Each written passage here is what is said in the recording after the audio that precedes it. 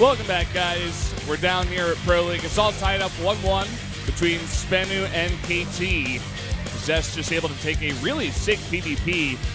Lots of Phoenixes in that game, Wolf. A lot of Phoenixes, a lot of really sneaky moves by Myungshik. Playing against Zest really, really well against his style, and anything, you know, every step of the way. He's never even going to make a mothership core even with all the gas he was spending on everything he was doing. Super tight build. I loved every step of that game. That was one of those games where I watched and I'm like, okay, you have prepared this specifically for at least like 2 hours. You thought about this. You prepared with other players. That was really, really, really cool to see. Especially the mothership core snipe. That was like, that's just this next level brilliance. That was awesome. It really was. And we're going to jump into another mirror matchup here. It's going to be a ZVZ between Leenock and Life. We were actually talking about this a little bit before the matches even started while we were getting some dinner. Life, you know, I think definitely favored here. Just, you know, known as the best Zerg player in the world. But Leenock, he's very good in the matchup. He could upset here. I think so. Yeah. And, you know, Leenock's ZVZ record that you see here, 0-1, not indicative of his whole ZVZ record. No. One of the better ZVZ players in Wings of Liberty. Has a long-standing history versus Life as well. The two of them are, they played against each other in ZVZ quite a lot, and Leenock has taken quite a few games against him. So, in fact, there's all the stats, 7 and 13. So that's pretty impressive versus Life. I mean, that's you know, it's a kind of a 3 win-loss spread away from being even. So. Not as bad as you would expect against somebody playing against Life in ZVZ. So I think Leenock is going to give us a good show today, and I don't think he'll win, but he might. He could. Yeah, he definitely could. I mean, it's ZVZ. Here's Life. You know, very, very strong player. After coming over to KT, wasn't as dominant in Pro League specifically. Let's see how he is today. He seemed pretty happy back there in the makeup room, you know, just kind of joking around. And he also picked a very cool song.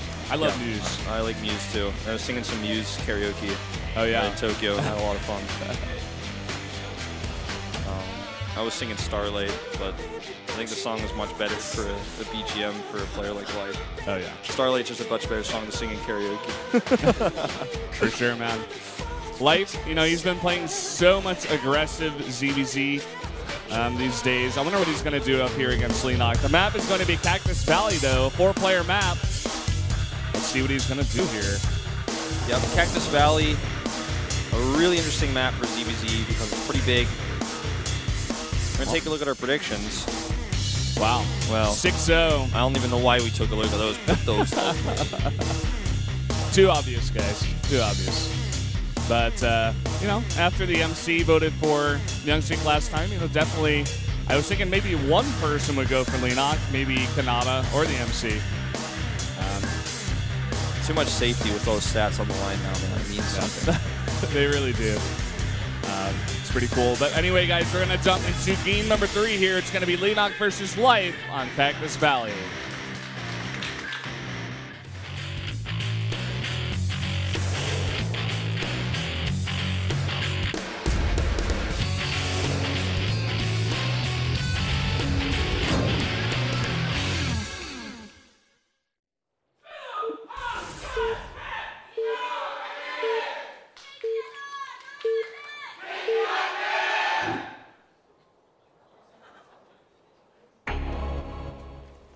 Down here in the bottom right in the red, it is Leenock, also wearing a red jacket. Oh. And she said she's cheering for Leenock. And to the top right in blue for KT Rolster, it's Life. What does his girl have to say? Chog, as in like an awesome Zerg. And where is this Overlord going? No, looks like he's going to send it towards the middle of the map. Yeah.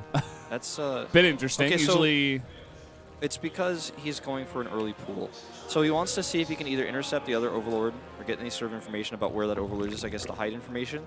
And he wants to scout. He wants to scout cross first because if he ends up having to attack cross, then he doesn't know how much he's gonna commit to Lings, right? It's Leenock who's going for the very early pool. Oh, you're right. You're right. And Life going for the crazy scout. Okay, so just take away everything I just said.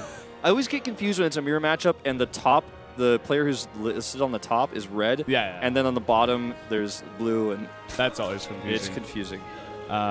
Especially in mirror matchups, of course. When it's like top and bottom like this, the same thing happened in the TBT matchup, which confused me initially. But look at this. We're going to have Life going for a hatch first on the 4-player map. You know, not a bad idea. Let's see how greedy he is behind it, though. That's the question here. Leenock going for a very fast pool and also for gas. So he could be coming in hot on Life, but Life's making 2 extra drones. Let's see if he puts the gas down, too. He could be in big trouble. With the Overlord Scout he went for, which is now going to the north, I guess I almost want to say it's like game theory, which, by the way, Nash passed away today. Very sad. But it's like if he goes to the middle and he sees an Overlord there, then he knows that the Overlords that they passed and that Leenock is cross spawn. And his second Overlord's going to see Leenock's Overlord if Leenock's to the bottom right. If Leenock scouts north, but Leenock didn't, so he gets unlucky in that way. So I kind of get it, but I don't think it's necessarily the best way to scout. But anyway, he's going for a very late pool with the extra drones, as you mentioned, and even the gas. So as soon as Leenock finds out where he is, he's in a lot of trouble. Yeah, and I love what Leenock's doing, too, especially for the map. It's going to be so hard to block off that choke or, you know, stop a huge speedling run by straight into your main. And already, I think we got like 10 Zerglings out here, 4 more on the way. He's making only Zerglings, and he's got that super early speed with the gas. He stopped mining the gas after 100. This is a big speedling rush. This Overlord may see it. Yeah, he's going to see it. But seeing is only part of defending this. Let's see how he decides to respond. Back at his natural, he's only got 1 drone mine down there. He sent the rest of them home. The Queen that's about to pop out isn't going to do too much against this. She's going to have to try. I think he just needs to sacrifice this natural. There's no way he's holding this right now. Oh, no way. And trying to make a spine. This hatch is going to try to buy him some time. The Queen gets surrounded instantly. But the wings are there. Yeah. Yeah. That was really good control there. We still got a ton more links coming across. And speed finishes. Yeah. And with speed, it's so easy to surround and kill. And Leenock is in such a good position here. Good position on this Queen. It's going to buy him, again, more time. That Spine Crawler will at least finish. He's trying to produce lings, but, you know, he has more production, and he has, you know, more money to make units, but a lot of the lings he's making are going to get caught and trapped because they're slow lings. Yeah, and look at this. Leenock very smartly not fighting that battle. He's just going to go straight into the main. There is 1 Spine Crawler here. And decent building placement, too. It's going to help defend this for a while. Yeah, the Spine's going to help defend this Baneling Nest. If he can get Banelings out, that's the key. The Baneling Nest is what's going to defend this for him. He's even sneaking lings across the map, too. If he can actually get that Baneling Nest up and do some Baneling bombs in Leenock's base, his already low economy is going to take some big hits. He's got his own ling speed up, but he does not want to fight this. He just wants to buy time. Yep. That's all he wants to do here. That's exactly what he's doing as well. There's no way he'll take that fight right now. And some lings getting the main is going to snipe down 1 drone. And we're even going to see Leenock going for his own Baneling Nest as he kind of realizes that he cannot punish Life. Life does not want to be fighting this. It's a really bad engagement. I'm a bit surprised. I think he's focused more on his lings right now, but he lost a huge fight there. 10 more lings on the way for him, about to pop out. The Spine Crawler is everything right now for Life. If he didn't make that spine, he'd be dead a long time ago. The first few Banelings are on the way. He decided to attack with those lings instead of making Banes at Leenock's base, which is, I think, somewhat of a questionable decision because I think he could have done a lot with those Banes, but regardless, he's going to have the Banelings up first, and this means that Leenock has to finally back off and probably take a hatchery pretty soon. There's nothing he could do unless he really wants to just commit to another Baneling attack after this, which is, you know, pretty predictable, and Life is going to have the defender's advantage. It will look like he will make actually 2 Banelings in the main. Not sure if Life even saw that here, so could do a lot of damage if he's not paying attention, but at the same time, there's a Queen and a Spine Crawler there. We'll see if that can get any damage. Looks like Life is going to slowly move out here with his Banelings. And 2 Banelings that Leenock's morph not going to do much. 1 Baneling's not going to do much there either. He's going to have to get some Speedlings in there if he wants to do any follow-up damage. Yeah. Really good control here out of Life, and that Spine Crawler again doing wonders for him. And Leenock is in a lot of trouble because he's now tried to commit to a hatchery against this. And he doesn't have defensive Banelings. A huge Baneling hit goes off here, and this hatch is surely forfeit. There's no way he can actually keep this. Well, he's got a few Banelings he just finished. Maybe I should. Let's see how the Baneling hits are first. He's got these 2 Queens here. Looks like Life is gonna morph. No, nothing just yet. That's Leenock. It looks like he'll just take his own hatch. and continue the pressure here. We're going to see a bit of trading with the Ling Bane. Always a fun micro battle to watch. This starts to look like a Chinese ZVZ right now. Chinese players known for hyper-aggressive ZVZs. If you don't believe me, go watch any high-level Chinese StarCraft tournament. They do this. They don't do the Roach thing. Oh! Saves the Baneling. Yeah, Baneling's just walking across the map here. And Life just going to set one on each. Leenock doing a very good job of defending for now. If you get 2 for 1, because Baneling's going to get split. He needs to be careful about that. Life taking the much better trades here, and at the same time, he's got this hatch up much, much faster. Yeah, and that means he got the faster larva, he's had the extra units, he's had the extra mining, and he's now going into a faster layer. I was just going to say, both players have been on 1 gas for all of this. Sorry, what were you going to say? No. I didn't mean to cut you off there. Yeah, we had Burrow for a second by Life, but he did go back on that. He's not going to go for that. He will go for a very fast lair. Let's see his other gas timings here. He's going to take both gases at the natural. And maybe just stick on 3 gases. Possibly he goes into mutas. Yeah, it's absolutely possible. I think if we're going to see a Roach one, we're going to see it really soon. Because he's already got enough gas to start a few Roaches if he wants to go down that path. Okay, he is taking that 4th gas now. Yeah, it's definitely going to be mutas here. And, you know, Life, he's been loving to play this Muta game in many different matchups, in the ZVT matchup specifically as well. Every now and then loves to throw those 2 base Mutas in. There's a Spire, and he's going to start mining from all the gases now. He's already built up pretty high gas bank, too, with this. He's going to send an Overseer in to see what Leenock is doing, what Leenock's follow-up to this is. And funnily enough, Leenock has also taken all 4 gases.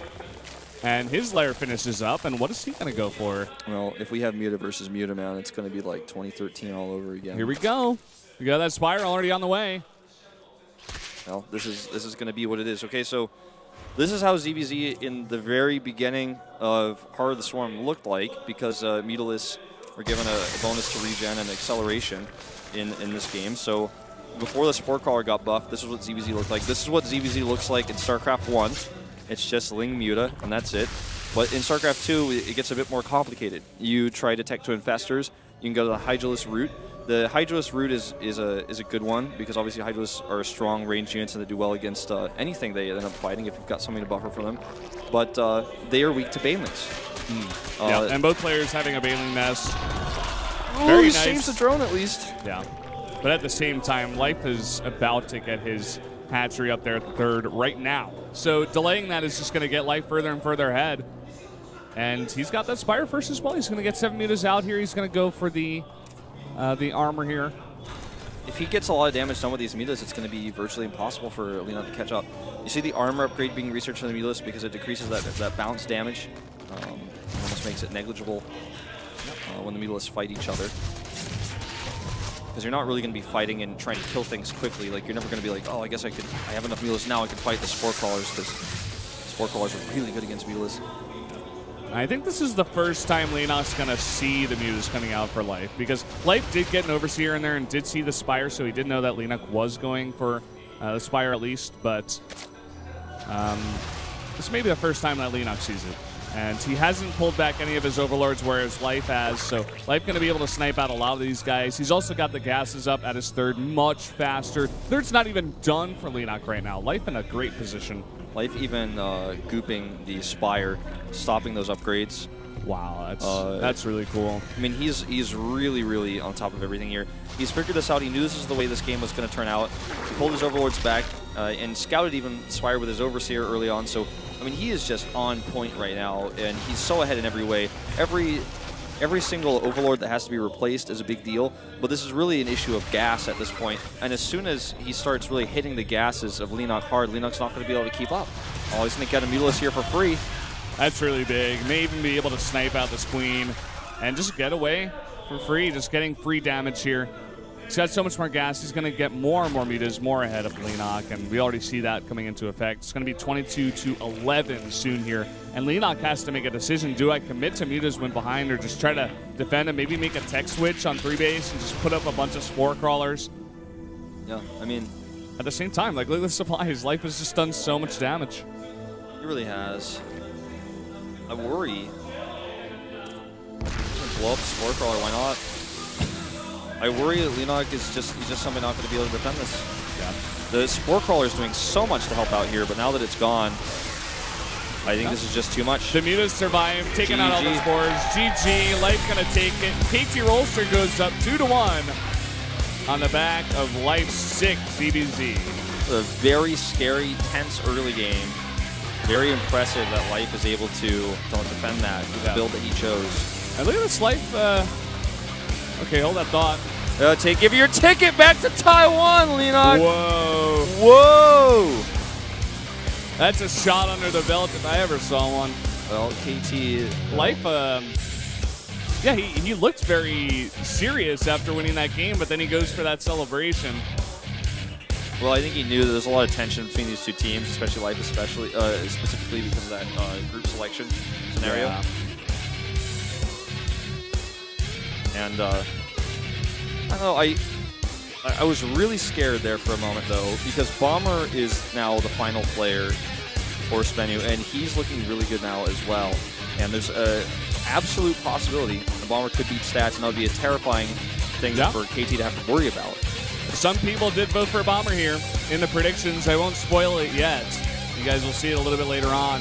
But yeah, Stats very good in the matchup too. But at the same time, he's played a lot of it recently. We'll see what Bomber can do if he can continue that streak. You know, he's been playing so well, as you did mention, against both Terran and Protoss specifically. So really want to see if he can make it work and push this to an ace match. This is Ace Match Monday, of course, so you would have to expect it. Yeah. Well, very happy with his win. A hard-earned one, very tough to defend. Yeah. Really good micro and good decision-making to make that Spine Crawler at the back of his base and defend his Baneling Nest with it, while also using his Baneling Nest as a Sim City. Everything he did was so smart. He took better trades, engaged well, and just played a very solid game, as you'd expect from Life.